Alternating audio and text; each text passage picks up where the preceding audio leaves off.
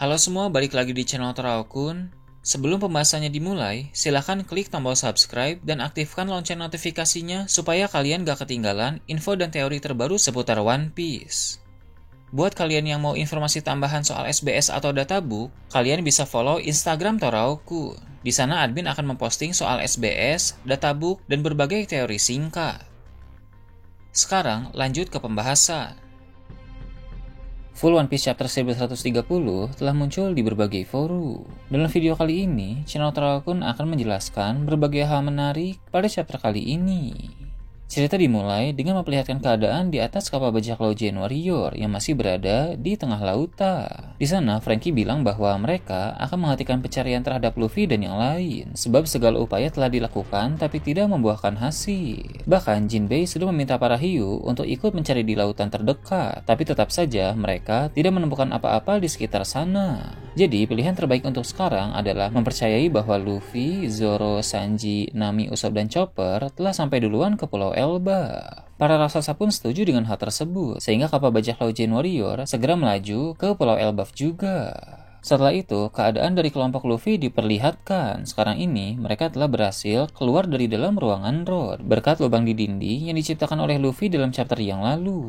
Mereka pun mengetahui bahwa mereka sedang berada di sebuah kastil raksasa, mirip seperti kastil Big Stain di negeri Lego, hanya saja kali ini adalah kastil yang asli, jadi ukurannya tentu sangat masif. Kastil ini terletak di daratan bersalju yang dikelilingi oleh hutan luas dan pegunungan. Kastil ini pun memiliki jembatan yang sangat panjang yang terhubung ke cabang pohon di langit. Di sana, Nami mulai pusing karena melihat segala sesuatu berukuran sangat besar. Tiba-tiba mereka melihat ada orang yang menyeberangi jembatan untuk menuju ke kastil, sehingga mereka pun langsung bersembunyi. Dua orang yang datang ini ternyata adalah Goldberg dan Gerd. Seperti yang kita tahu, kedua raksasa tersebut merupakan kru dalam bajak laut Giant Warrior, bersama dengan Hajrudin sama seperti Ro.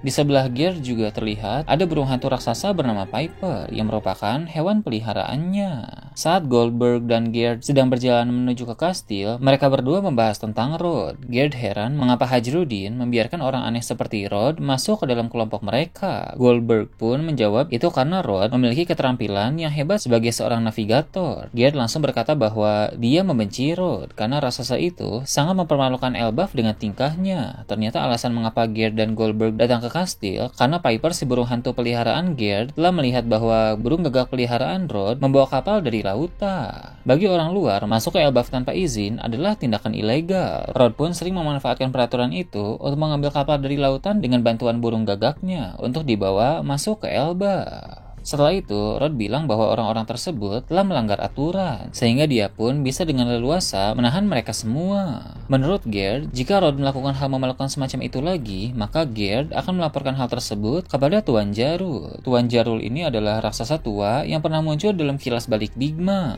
Untuk sekarang, usianya sudah sekitar 408 tahun. Ketika Gerd dan Goldberg berbicara, Nami mendengar mereka membahas tentang masuk tanpa izin adalah tindakan ilegal, maka Nami menyuruh para kru lain untuk tetap bersembunyi dan jangan sampai ketahuan oleh para raksasa. Saat Gerd dan Goldberg mengetuk pintu kastil untuk memanggil Rod, Luffy dan yang lain berlari melintasi jembatan. Di bawah jembatan itu tampak ada banyak sekali serigala dengan ukuran yang sangat besar. Ketika bajak laut topi jerami berada di tengah jembatan, Luffy berhenti sejenak untuk berbicara. Luffy bilang dia merasakan sesuatu sejak mereka masih berada di negeri Lego. Selain Luffy, Zoro dan Sanji pun merasakan hal yang sama. Menurut Luffy, ada semacam teriakan dari seorang pria yang sangat kuat hingga dia bisa merasakan itu di seluruh tubuhnya. Si topi jerami itu pun berniat untuk memeriksa sumber dari teriakan yang dia rasakan tersebut. Sanji lalu berkata bahwa dia akan tetap bersama dengan yang lain dan dia pun akan menghentikan Zoro untuk ikut bersama Luffy. Sebab Sanji tidak mau Zoro masuk ke dalam hutan manapun karena ujung-ujungnya nanti pasti akan tersesat. Luffy setuju dengan itu sehingga dia meminta yang lain untuk terus maju, sedangkan dia sendiri melompat ke bawah untuk pergi memeriksa.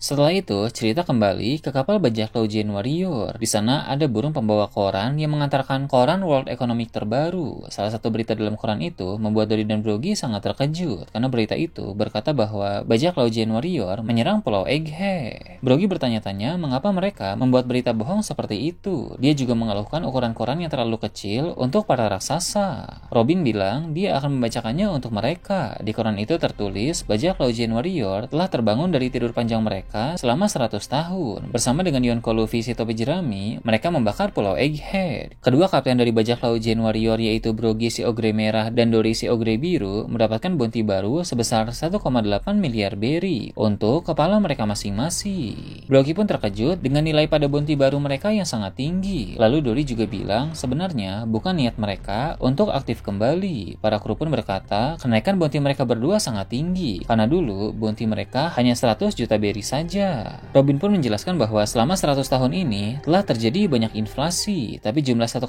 miliar berry menurut Robin memang cocok untuk menjadi bounty dari kedua raksasa itu karena Dory dan Brogy memang adalah raksasa legendaris. Selain menginformasikan tentang itu, koran terbaru pun membuat berita mengenai Luffy yang menghabisi Vegapunk di Pulau Egghead. Jelas bahwa berita itu tidak benar, melainkan sekedar karangan dari Morgan. Kemudian, ketika Robin melihat foto Luffy di koran itu, dia memperhatikan bahwa ada tanda silang atau tanda X di lengan Luffy dalam mode Gear 5. Robin pun heran dan bertanya, apakah tanda itu memang selalu muncul ketika Luffy memakai mode tersebut? Franky yang mendengar pertanyaan Robin juga bingung. Lalu dia menjawab bahwa dia juga tidak ingat. Dalam mode baru Luffy itu, Luffy juga selalu memantul-mantul sehingga Franky tidak bisa melihat dengan jelas apakah ada tanda X itu atau tidak. Robin bilang tanda X di lengan Luffy yang ada dalam foto di koran itu sangat tidak wajar. Wanita itu juga berkata bahwa dia sepertinya pernah melihat tanda semacam itu. Pasti ada sesuatu yang menarik di balik tanda ini. Kemudian Dory bilang dia tidak menyangka bahwa sekarang ini Luffy telah menjadi bajak laut yang setara dengan Sang sebagai sesama Yonko. Brogy menambahkan dia juga mendengar bahwa junior mereka yaitu Hajrudin telah menjadi bawahan bajak laut topi jerami. Kashi lalu berkata bahwa Hajrudin tetap saja putra raja. Dia adalah anak nakal yang kasar. Menurut Kashi, Hajrudin sebenarnya juga ingin ikut menjemput Dory dan Brogy di Pulau Little Garden, tapi dia tidak bisa karena ada masalah di Elba. Masalah itu disebabkan oleh Loki sang putra resmi raja.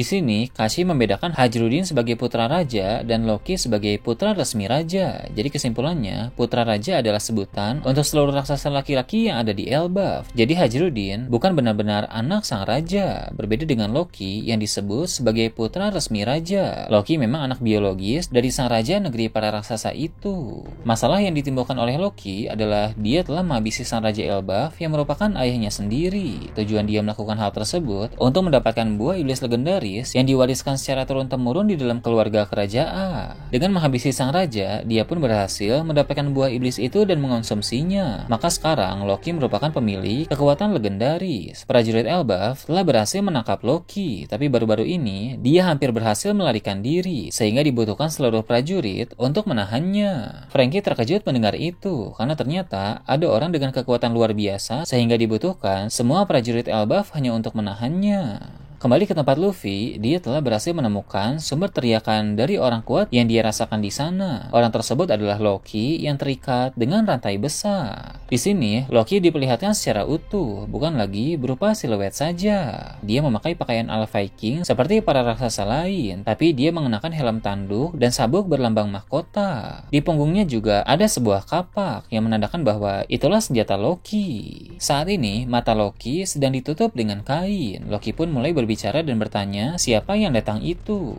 Luffy dengan entengnya menjawab, aku adalah Luffy, orang yang akan menjadi raja bajak laut. Luffy kemudian bertanya kepada Loki, di mana tempat ini dan siapa namamu? Loki menjawab bahwa mereka berada di Elbaf, suatu wilayah yang berlokasi di Warland. Elbaf adalah negeri terkuat di dunia dan para raksasa di sana telah mengabdikan diri untuk berperang pada masa lalu.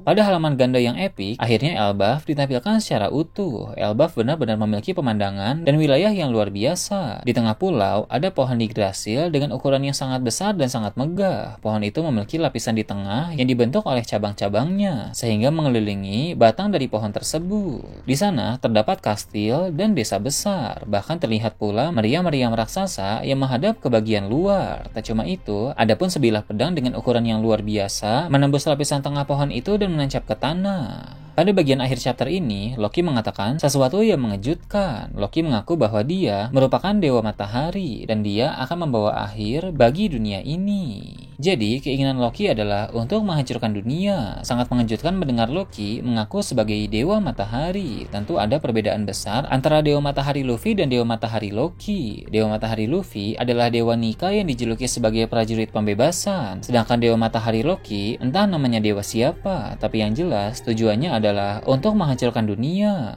Sepertinya, buah iblis yang dimakan oleh Loki adalah perwujudan dari sosok dewa yang dulu menjadi musuh Dewa Matahari Nika. Jadi bisa disimpulkan bahwa kekuatan Luffy adalah musuh alami dari kekuatan Loki. Ini pun menjawab pertanyaan kita, kenapa Shanks yang berhubungan baik dengan kerajaan Elbaf dan beberapa waktu yang lalu sempat singgah di Elbaf tidak menyelesaikan masalah di sana. Itu karena sosok yang harus menghentikan Loki memang adalah Luffy. Ini bagian dari takdir Luffy sebagai pengguna kekuatan Dewa Matahari Nika. Nah itu tadi berbagai hal menarik pada chapter 1130. Gimana menurut kalian? Silahkan tulis di kolom komentar di bawah. Oke, segitu aja untuk pembahasan kali ini. Jangan lupa like, share, dan subscribe untuk video menarik selanjutnya. Gue Toraokun, Shambles.